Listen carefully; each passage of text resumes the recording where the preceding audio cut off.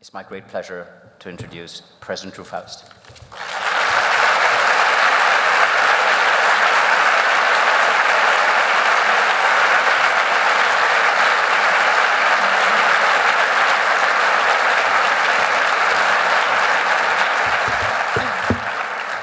It's so great just to be in this room, the energy in the air.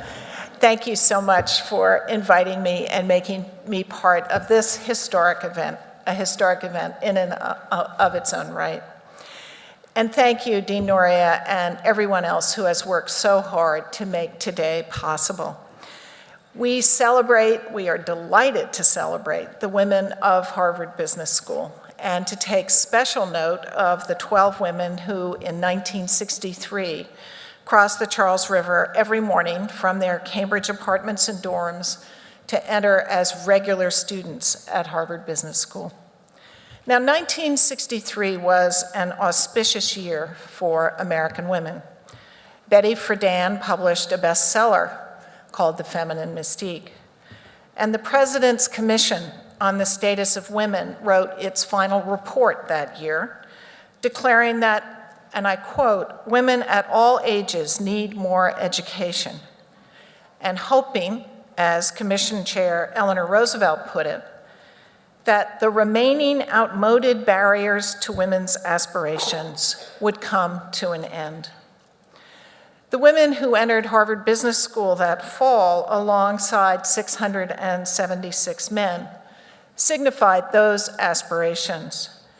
And these pioneers built on the inspiration and dedication of those who had gone before, on the efforts of other women who had sought their place at Harvard from its very earliest days. In 1826, for example, Margaret Fuller, the legendary Cambridge intellectual who would one day write America's first feminist tract, gazed from her high window near Massachusetts Avenue past the slate roofs of the all-male Harvard College, looking across the Charles towards open ground.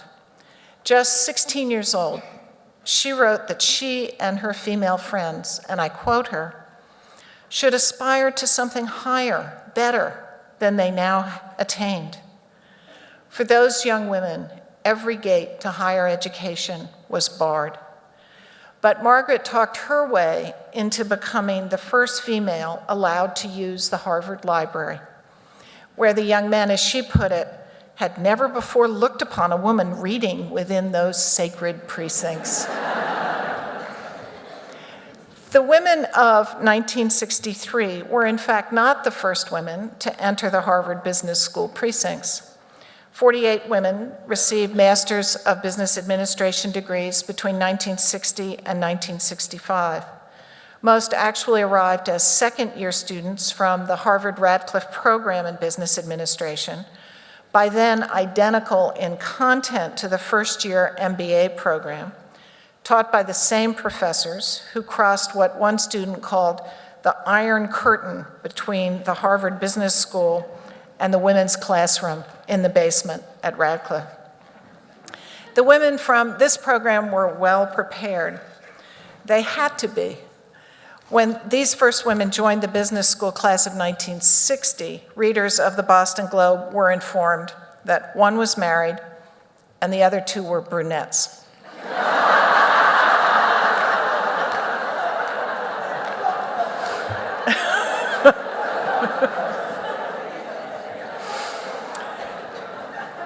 In 1963, the so-called first 8 women admitted for the 2-year MBA joined the last 4 students from the Harvard-Radcliffe program, and all together crossed into what one called a kind of other world, up to that point reserved for men.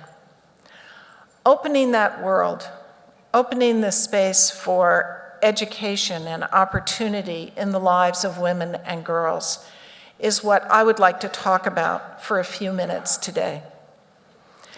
The women at Harvard Business School set out to succeed, even if, as most acknowledged, they could not fully imagine what success might mean. They wanted, as one put it, to be taken seriously, to perceive the obstacles, another said, and go around them or above them. That meant crossing the river on Saturday against a tide of football players and fans to drop a written analysis of cases in the slot by 5 o'clock, much easier for male students who lived on the campus in business school dorms. It meant being better prepared than their male counterparts in order to have their voices heard. It meant doing without on-campus housing until 1969, when 4 female MBA candidates petitioned to room in the women's lounge space in McCullough Hall. The Crimson noted that perfume wafted up the corridors, and some men complained. But the new arrangement finally brought women more into the community and gave the men a chance to discover that women are, in the words of one female student, absolutely normal. Today, we celebrate 11,000 HBS female grads.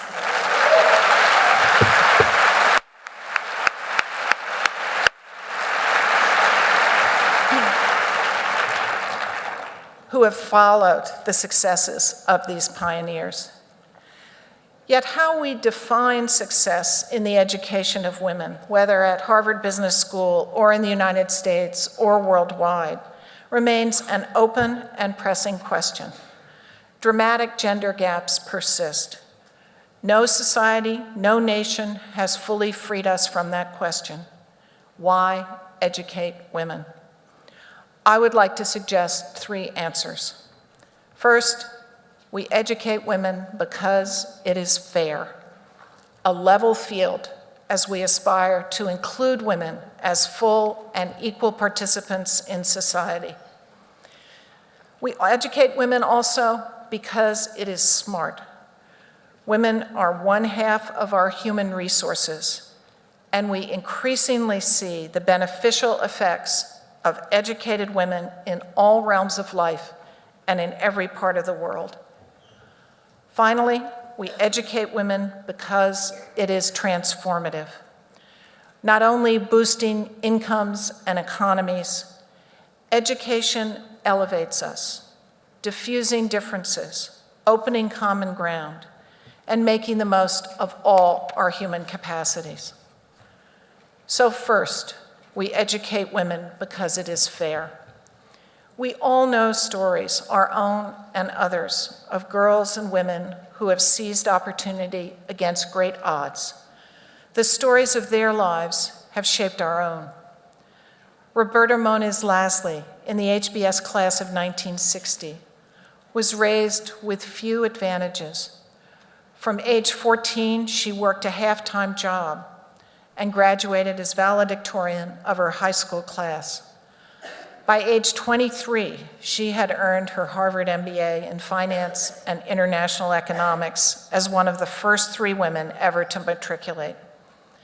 Passionate about social justice, she helped register Black voters in Selma, Alabama in 1963, and later became CFO of a national corporation.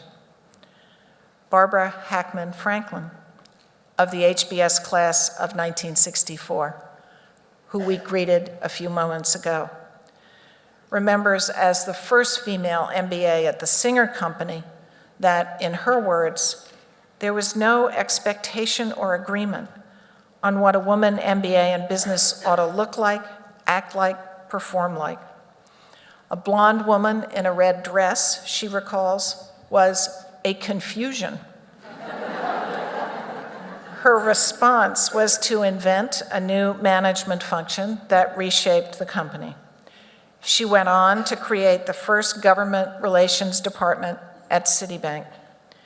When she was called to the Nixon White House to lead a government-wide effort to recruit women into high-level federal positions, she tripled their number.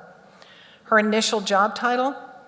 Staff Assistant to the President for Executive Manpower. But there was no confusion when she became Secretary of Commerce. These are extraordinary women whose lives and aspirations let us see onto open ground and cross over to a new possibility. I expect that most women in this room have been called upon, explicitly or implicitly, to represent such possibility. When I became president of Harvard, I received an outpouring of messages from girls and women all over the world, confiding in me their aspirations, confessing their difficulties, and telling me just how much it meant to them that a woman could attain my position.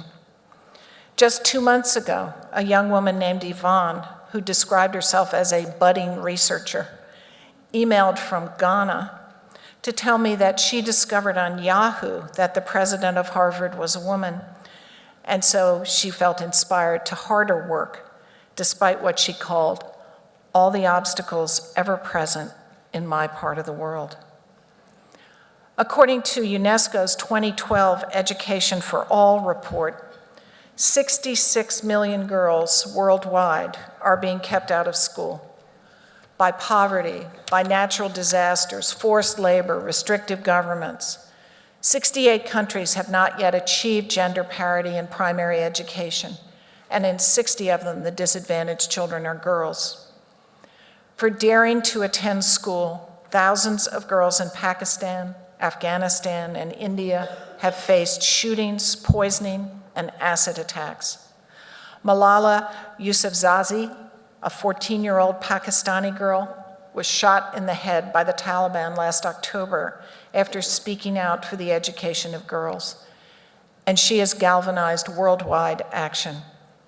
Now recovering from her wounds and in her first weeks back in school, Malala is already repeating her wish, and I quote her, "For every girl, every child to be educated." And she says, "I would sacrifice myself again." We hope she will not need to. We must work to ensure that she not need to. Efforts to educate girls have made enormous progress in many parts of the world. For more than 90% of the world's population, the gender gap in educational attainment is now less than 8%, according to the 2012 Gender Gap Report. The growing experiment in MOOCs, massive open online courses, has created a bridge to learning for more than 6 million students and is connecting them with one another across barriers of nationality, age, religion, and gender. Khadija Niazi, an 11-year-old Pakistani girl, was working on question 6 of the final exam of a college-level physics course on YouTube last fall when her government shut down YouTube access. With the help of online classmates in Malaysia, England, and Portugal, Khadija regained access to the exam and passed with highest distinction, the youngest girl ever to complete the course. She posted the word "yay" spelled with 43 Y's at the end. And now she plans to become a physicist. Educating girls and women is not only fair, it's increasingly smart. The social and economic benefits of female education are dramatic and well documented. Greater female education boosts agricultural production in developing countries and improves human health. In our knowledge-based economy, female talent raises corporate profits and national GDPs. A recent World Bank report calls it the girl effect dividend and concludes, for example, that in Kenya, educating the nation's 1.6 million adolescent girls, including employing those who become adolescent mothers, could add $3.4 billion to the nation's gross income every year. The most valuable resource in the world is human talent. Unleashing that talent is one of society's great challenges. A growing body of analysis shows that for all kinds of reasons, any society that leaves out the wide talent pool of females is undermining its effectiveness. whether it loses the benefits of balance in corporate leadership roles or the superior creativity and problem-solving capacities of diverse working teams. The gender dividend is more than just diversity for diversity's sake. It defines success not only by what is fair, but by what is effective. As HBS professor Boris Groysberg observes, and I quote, "There's a big difference between diversity and inclusiveness. Diversity is about counting the numbers. Inclusiveness is about making the numbers count." Every nation's long-term competitiveness depends on how well it educates and brings into play its women and girls.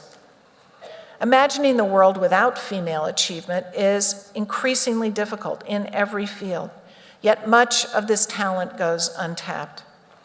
A recent analysis of nearly 2,400 companies worldwide by the Credit Suisse Research Institute found that corporations with female board members routinely outperform those without women on the board. Yet we are failing again and again to take full advantage of female leadership. At Fortune 500 companies, only 4% of the CEOs are female. The number of women on corporate boards worldwide is just above 10%, and it's stalled at about 12% in the United States. Women worldwide are also underrepresented in the critical realm of politics. They make up just 20% of parliaments. Our own United States Senate attained a 20% female representation just this year. In 2012, women held only 17% of the world's ministerial positions and served as heads of state in only 11% of the world's 197 self-governing countries. Yet there are strong indications that women make a real difference when they assume governmental responsibilities. According to a recent study from the Harris School of Public Policy, U.S. Congresswomen sponsor more legislation, collaborate more broadly, and secure on average 9% more federal dollars for their constituencies than their male counterparts. That's a good one, I like that one. Female students have begun to outpace their male counterparts in schools worldwide and increasingly contribute in the STEM subjects. Italian physicist Fabiola Giannati, who won a 2012 Fundamental Physics Foundation Prize, led the international research team that detected the Higgs boson, the subatomic particle that recently confirmed the standard model of physics. Her love of philosophy in high school led her to the big questions she's still trying to answer. Yet the number of female physicists is low worldwide. In the United States, women comprise only 12% of physics departments, 26% of full professors across all academic fields, 22%, I believe, of the Harvard Business School faculty, and 23% of university presidents. They lead just 12 of the nation's 50 largest school districts, even though women earn more than half of all US bachelor's, master's, and doctoral degrees. Female leaders are increasingly movers in the high-tech industry. In the Harvard class of 2013, female computer science concentrators are at a record 42%. Yet female computer degrees nationwide have dropped from 20 to 17% in the past decade, going in the wrong direction. And signs of unused female high-tech talent remain evident. According to recent studies, women run or are founders of fewer than 10% of venture capital-funded startups, even though female-led high-tech startups have lower failure rates than those led by men. These numbers count. Let me give a startling glimpse of the economic costs. According to the 2012 Global Gender Gap Report, reducing the male-female employment gap in developed countries would boost gross domestic product by as much as 9% in the United States, 13% in the Eurozone. In Asia and the nations of the Pacific, according to a UN report, limited job opportunities for women are costing between $42 and $46 billion a year. The challenge is not only to educate females, but to create opportunities for their skills and their talents to help build better and more prosperous societies, to improve everyone's lives by improving women's lives.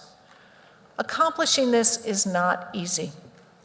Harvard psychologist Mahzarin Banaji has shown in her research the continuing power of what she calls implicit bias, deeply ingrained assumptions about women and their appropriate roles that can lead even the CEO who believes that he or she is without prejudice to nonetheless bypass an outstanding female for a promotion, or cause a rising female star to hold herself back in the boardroom. These signals are cultural and often confusing. I just returned from South Korea, which has both the highest percentage of educated young women and the largest economic gender gap in the developed world, with females comprising only 1.9% of corporate boards, not even 1/4 of the figure worldwide. The US faces similar, if less dramatic, challenges. We can reshape these assumptions and attitudes through more awareness, through more inclusive policies, and by changing the public conversation. Dean Noria and others continue to open and extend ongoing conversation about gender dynamics at Harvard Business School, constantly renewing a process of self-reflection, discussion, and experimentation. And Sheryl Sandberg, Harvard Business School class of '95 and Facebook COO, has not only spoken about women's roles with courage and conviction, her #1 bestseller, Lean In, has ignited the conversation about gender and leadership for women and men. We must do more to ensure that these issues are a critical part of the agenda for all of us as we seek to build a future that engages everyone's talents. Do women need to do more leaning in? Or do they need to be confronted with less pushing back? I believe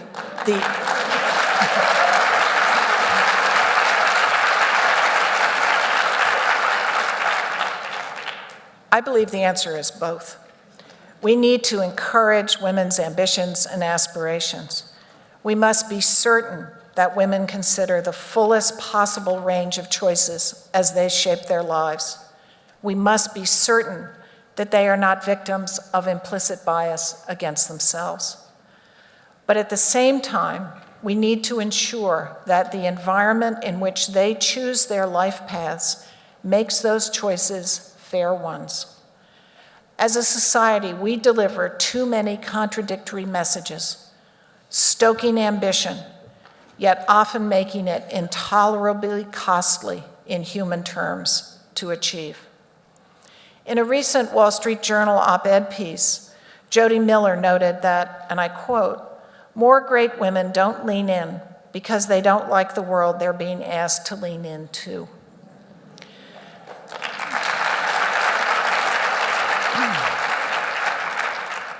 60+ hours a week or stay at home. Is that a choice? How can we remake organizations to give women and men alike more and better choices about how to put their talents to use?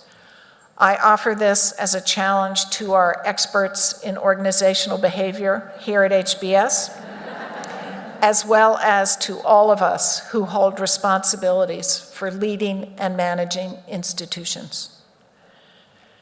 We educate women not just because it's fair and smart. We educate women because it is transformative. The purposes of learning extend beyond the quarterly report and the bottom line.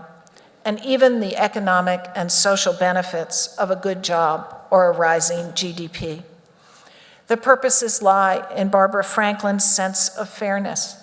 They lie in Fabiola Gianotti's passion for the big questions, in Sheryl Sandberg's urgings to create what she calls a counter-narrative of possibility. Education creates a realm of larger awareness and greater humanity, beyond higher profits or larger paychecks. Our zeal for achievement can distort the deeper purposes of learning and narrow our definition of success. What does it mean when Korean 8th graders who score among the world's highest on standardized math and science tests score lowest in the world in their liking for math and science? When education becomes too focused on immediate measurable outcomes, or percentages reached or rankings climbed, or when it becomes merely a path to money or prestige, we risk forgetting the inherent value of learning and of our broader aspirations. Educated women change not just their own lives and work not just for their own success, but for the world. We can see countless examples. Fatou Bensouda, now chief prosecutor at the International Criminal Court at The Hague, at age 11 in Gambia, took a female relative being repeatedly beaten by her husband to the police to file a complaint. When the officers just told them to go home, she remembers saying to herself, "There is something I should be able to do." She went to law school, became Gambia's justice minister, and now chief prosecutor and perhaps the world's most prominent, has become perhaps the world's most prominent advocate for victims of crimes against humanity. Ursula Burns, whose single mother urged her to always leave behind more than you take, was academically behind, as she puts it, when she earned a scholarship to Brooklyn Polytechnic. She excelled, became a summer intern at Xerox, and in 2009 was named Xerox CEO, the first and only African-American female CEO of a Fortune 500 company.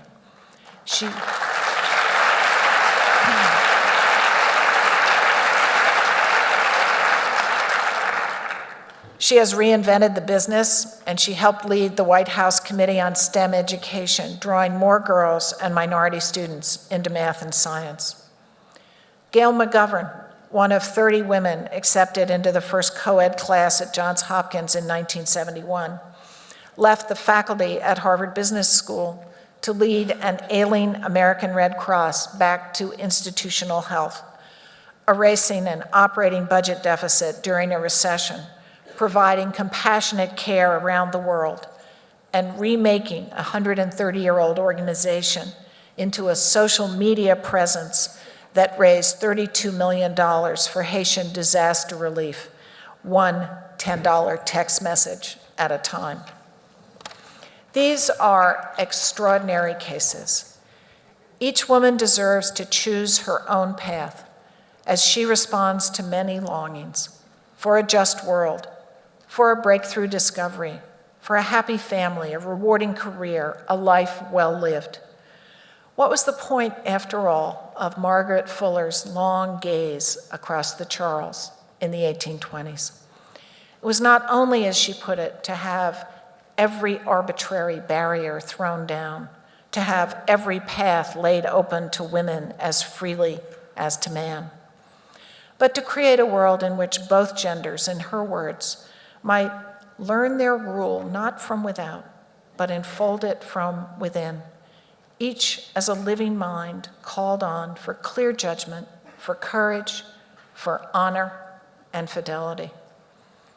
As one 1962 MBA put it, more than becoming a captain of industry, success is being a master of your own ship, having a fulfilled life, doing something useful for humanity.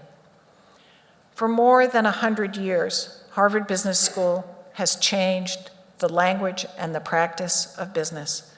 With the case method, with concepts like competitive strategy, disruptive innovation, it's been a pioneer of management education, building the promise of a better world. 5 years ago, we gathered here to commemorate the centennial of the business school as the world reeled from the worst financial crisis since the Great Depression. That event has prompted us to reconsider our aspirations as well as our accomplishments, to acknowledge our interconnectedness and the need for wider vision in a project larger than ourselves. As we change the conversation about gender and equality, the business school will continue to lead in those larger purposes, expanding opportunities, making a difference, crossing the next river, like the women of 1963. Thank you very much.